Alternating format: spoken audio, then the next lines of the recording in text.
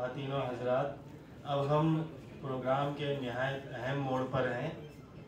और शोबे उर्दू से वाबस्ता सुबुकदोश असातिज़ा के एज़ाज़ में नज़राने अक़ीदत व मोहब्बत पेश करने जा रहे हैं।